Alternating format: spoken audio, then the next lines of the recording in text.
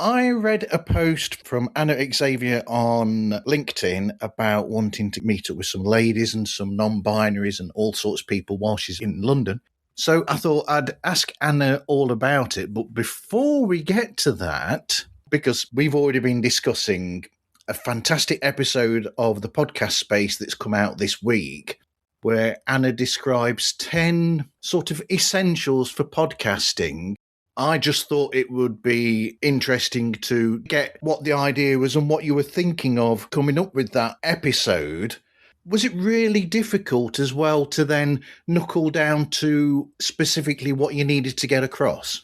First off, thank you for having me. It's funny because, having produced podcasts since 2008, a lot of my clients always come up with a lot of limiting beliefs in their heads about what a podcast should be. And, maybe we need to take a break and maybe I can't do it. So it's all of these kind of restrictions that they experience. Some of them are real, right? One of the examples that I give on the episode was how one of my clients, her husband has had a series of strokes.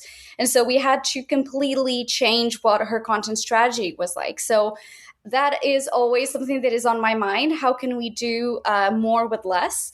And so over the years, I've just gathered ideas around how can we repurpose the content that we're creating, especially as podcasters. If you are a business owner, you have so much going on and you have to be strategic about what do you talk about and how do you present that information in a way that feels exciting?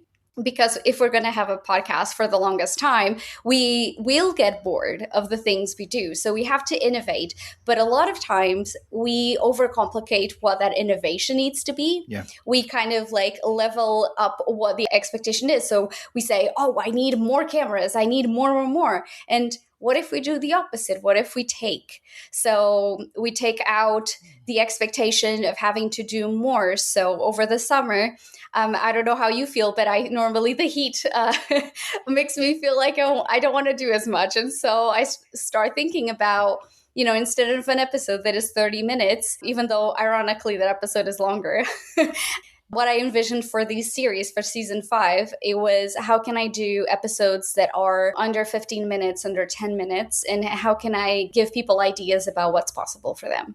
Yeah, the 10 that you mention, I think are absolutely perfect pointers for people to go to. And I was saying to you that for me personally, the 10th one was something that I hadn't thought of. And I don't know why, considering that I do a show where I'm trying to promote podcasters, why I've not done this before, which is to edit sections of episodes of other people's shows that you've guested on. Mm-hmm. And then put that out as a part of your own product. And it makes really good sense to do that. And I can't believe that I missed that idea before now. It makes sense because when I'm thinking about being on a show, we think about collaboration. So we think about replaying the whole episode. We think about maybe teasing 30 seconds of it. But what I've come to realize is that when we're guests on someone else's podcast, we often talk about things that we don't often talk about on our own show. Yeah. And so I always think about how exciting it is for listeners to think about us in a way that is kind of, and I know some people may roll their eyes as I say this, as celebrities. But then one of my listeners of the podcast, she says, whenever you share episodes you've been a guest on your newsletter, I always go and listen. And I was like, okay, tell me more. And so just kind of to confirm this idea around, she's like, you were asked things that you normally don't talk about because you're normally focused on creating educational content, helping the listener through, but it's not often that we hear your whole story or your story in a way that brings a little bit of a different side of your expertise or how you got to where you are right now. And so we forget that personal side that we have is what bonds us to the listeners, right? And so there were always, whenever I'm being a guest, and I always tell my clients this, when you're being interviewed, you sometimes prep, because normally if you're doing a whole episode, you're spending, 15, 20 minutes going into a whole point. But those segments, sometimes that question is asked and then the answer is very polished. It's really, really good self-contained answer. And so you can use that answer or that whole section to kind of display your expertise in a way that you're the guest. So you're only focused on answering. You're not thinking about tech issues. Is the guest comfortable? Do I have everything under control? And so even in a way, the energy you present is completely different because you're just kind of more at ease. So it really shows better ways to display your expertise or your story in a way where you just maybe sometimes don't get to talk about it on your day-to-day because you think, oh, I've said this 1,000 times. And you have not.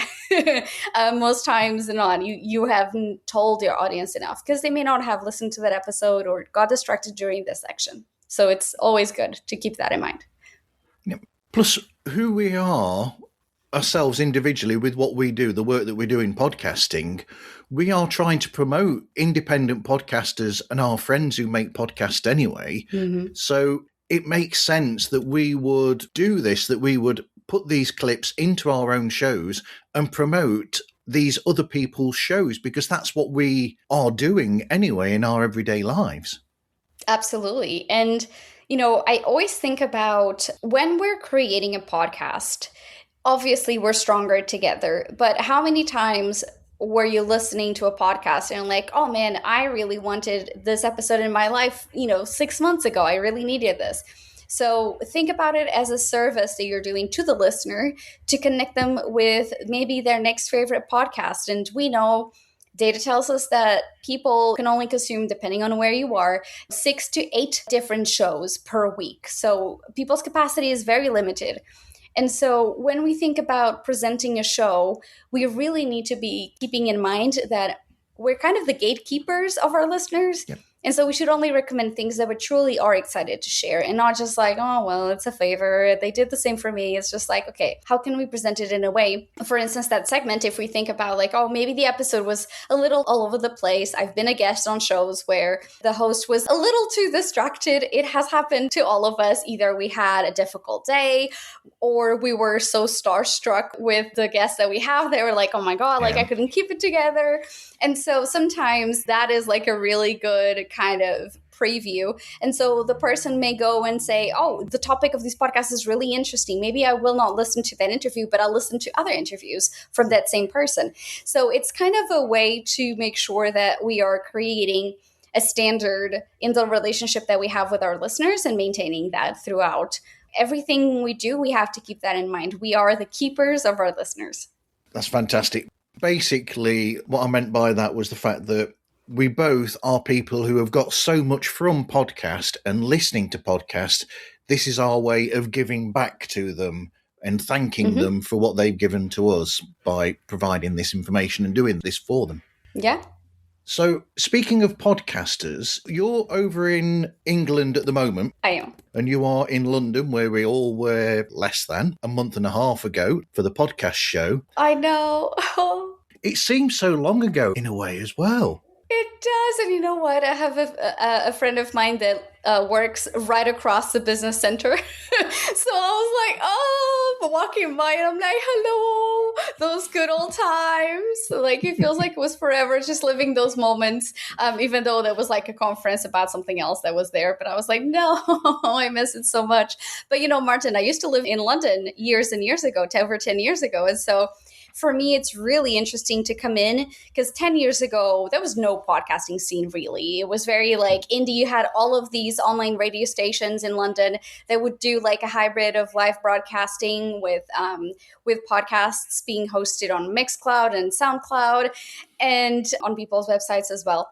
And it's so interesting for me to come back and to think how much the scene has changed, how much the community has grown and evolved. And I'm just so in awe of all the amazing projects. And I've met so many people since.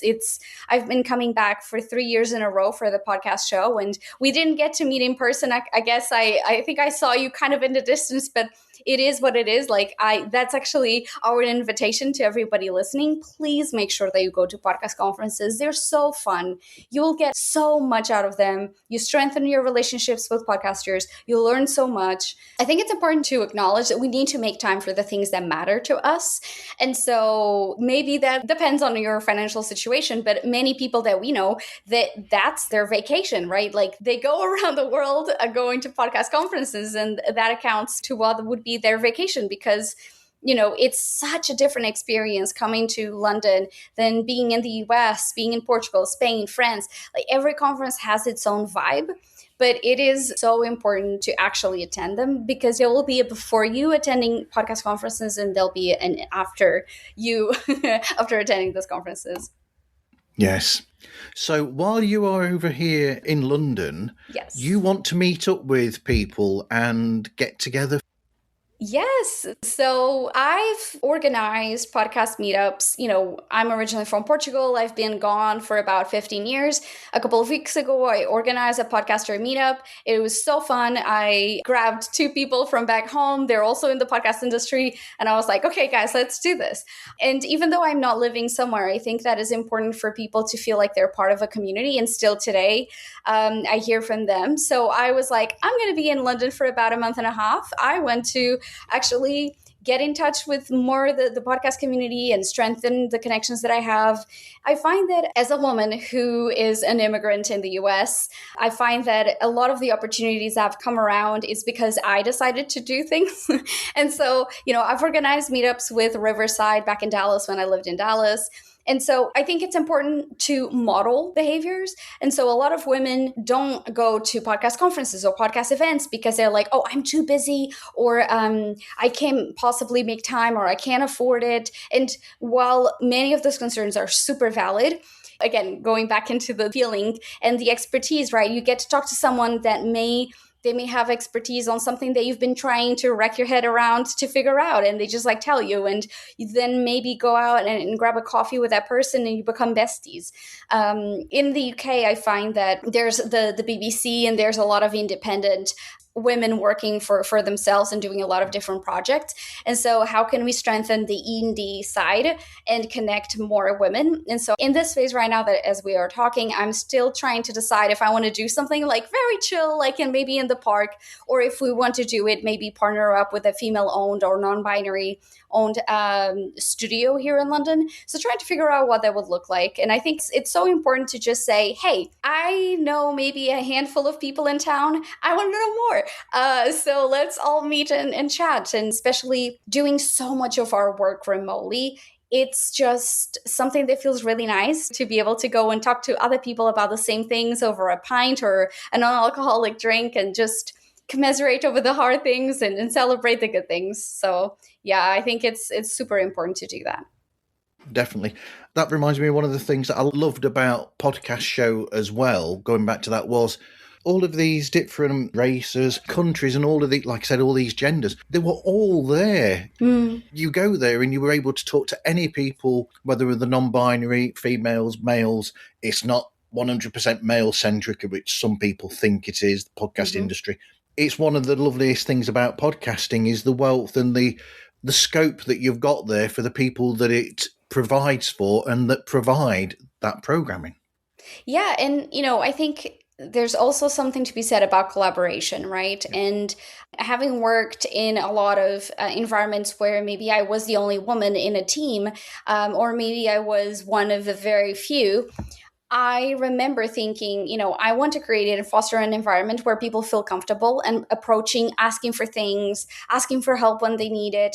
And the podcast show shows that, when we all get together, great things happen. And it's for the long term. So we're doing something and we're then realizing oh my gosh, Andrea, I met her last year.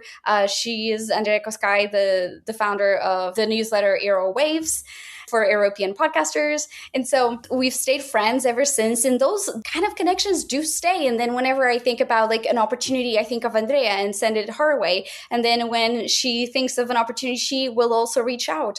And so it's more than just meeting and hanging out. It truly is kind of opportunities that go over that, right? Yeah. Really. And so, it's thinking about the energy of what you want to achieve. And in podcasting is so collaborative. Why not bring it over to the side of just our personal side, right? Take it out of the digital world and bring it into the real world. And I don't know about you, I'm personally an extrovert. So for me, it's really hard to run things only digitally. I want to meet with people. I want to talk about things. I want to help people who are stuck in some situation. It's just we're all stronger together, and it just goes back to that, whether you're in a male dominated industry or not.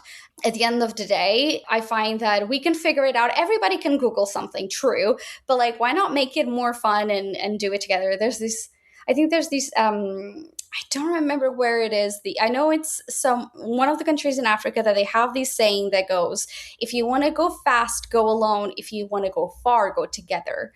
And I love that so much. And I think that really applies to podcasting. So from your journey, how soon did you start going to podcast conferences or attend meetups, Martin? That was my first ever podcast event that I've been to. And I mean, I've been podcasting for 6 years now, but yeah, that's the first one I ever went to. Nice. I mean, very proud of you. Woohoo! Clap, clap, clap. Try not to do that close to the microphone. But it can feel really scary to do your first one. And I think that that's true for podcasting or conferences or meetups. You're like, if I don't take a buddy with me, do I feel like everyone is like clicking, is kind of going back to like high school or something, right? Where everyone has their own friend and you feel like everyone already knows each other. But that's not the truth at all. Everybody has at some point showed up by themselves and just made friends there. And so, it's very important to strengthen your connection to the industry, because it just makes things easier when you know people, when you can reach out to someone and say, hey, I have this goal. Any chance you could help me out on this? So I'm glad that you attended. I think that for many, many people, there's kind of like that perception. You see things online and you think that like, oh, it couldn't be me, or, it's great for other people, but not for me, or I'm still very far in my journey, or what if these people know more? And what if I don't have an answer? And if they're all friends and I'm by myself, like all of these stories that we run in our heads are true. And, so fear keeps us from, this is me putting my coach hat on. Okay. I tell my clients all the time about this, but it once you go once and you get over that initial fear, you go, oh my God, this is so fun. When is the next one? And you get like I say the crash down is real after you've attended the podcast show or a meetup or something. What are my friends all gone? I had the best 2 or 3 days and now they're gone. And now I have to follow up with them on social media. And were so great. And then you just meet up over, like a Zoom call and you catch up, and it helps in between. It is so funny that you should say that. This is much longer than it was going to be. But it's funny that you should say that, because what happened was, leading up to the podcast show, because I went there from beginning to end. Yes. But leading up to it, I'd already arranged to meet up with John McDermott, who is one of the 2 people in charge of Calaroga Sharp Media. And basically almost like a buddy system where we met up with each other and we had each other's backs all the way through it. And then there was somebody else called Silas Vogt, who is a developer. So there were the 3 of us, and I called us the 3 amigos as a bit of a joke. Oh, cute. And so we kept up with each other and made sure that we were okay. And afterwards, I've been in touch with them not quite every day, but quite frequently since then. And it's occasionally I'll be on there and I'll go, oh, we've really got to wait until next May to meet up again at the podcast show. It's, these people that you've only met online or listened to, you meet them in person and you make real friends with them, because that's the other thing about podcasting, is that they're a friendly group. Yeah, we're definitely chatty. But I mean, I've met folks who, I've been in groups where I was like, oh my gosh, I genuinely approach everybody thinking that everybody was going to be super chatty. However, they had their podcast persona that was not at all what they are like in real life. And so they literally were probably very overwhelmed with meeting all people and stuff. And so they were just like giving me 1 to 2 word answers. And I was like, okay. And that was interesting. And so I was like, okay, maybe they just need time. And I'm very overwhelming as an extrovert who's just here trying to like, woohoo, friendly. But I love what you said, because the first conference I went to for podcasting was in Nashville. It was a podcast movement. And it was right after COVID. So it was the first one I think they did after the pandemic. And so everyone was very like, are you social distancing? Especially in the US, it was much more polarizing than it was, I find, here in Europe. So, that was that element. And then the second element was just people were just trying to get back into the socialization again, right? And so I felt that was a really interesting one. And I also found myself a conference husband. So I actually got in touch with Roberto. We connected over the induction process. So we were just like, it was just like introducing yourself and talking about what you do and blah, blah, blah. I was just in the beginning, I was like, oh my gosh, okay. Like we connected because he was living in Panama. And so we stayed in touch. And it is really true that especially Podcast Movement is a conference that lasts 3 days. Or kind of 4. And so the podcast show is just 2, but your social battery will deplete very quickly. And so to go to the point of having the 3 amigos, it's so good because then okay, I know that person. I know we can sit down next to one another in silence and just recharge our social battery. And that is very important, especially if you go to a group and maybe they're doing something and they're doing their own thing and you're like, okay, I don't resonate with them. But then you spot to your other person across the room and you go, okay, that's my friend. And so you feel good. That's a great tip for people. Like, try to get ahead of the conference and connect with folks. Maybe you're from the same region, you have the same interests. And then, there's so many conference meetups. I feel like by the time the conference started, we already had attended like 3 or 4 meetups the day before. Yeah. So that was, by the time it started, we were like, hello again. So yeah, I think definitely that was interesting. And I ended up crossing off maybe 2/3 of the talks I was going to go into because of meeting up with people and talking with them instead as well. That is a very good technique, actually, because the podcast show is really hard to attend the different sessions because they're so stacked together. It feels like you're like running from one to the next. You're just like dropping maybe next year or maybe ahead of Podcast Movement, you do your tips of like getting ready for the conference. These are Martin's tips and, try these things if you want to be ready for it. Anyway, thanks for this. It was lots of fun. I'm sure that people listening got a lot of good information and advice out of both of us there. They get free advice for all of you.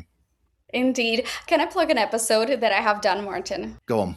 Okay, perfect. So this is me doing my best work, which is marketing my own stuff. I actually have created a podcast episode about how to maximize attending podcast conferences and how to actually increase your podcast downloads ahead of conferences. So I'll send you the link that hopefully will be in the show notes so people can go ahead and listen, because I have so many strategic ways, especially using apps and social media ahead of the conference, that people are going to be like, oh, that's pretty doable. So I highly recommend that people go listen to that episode.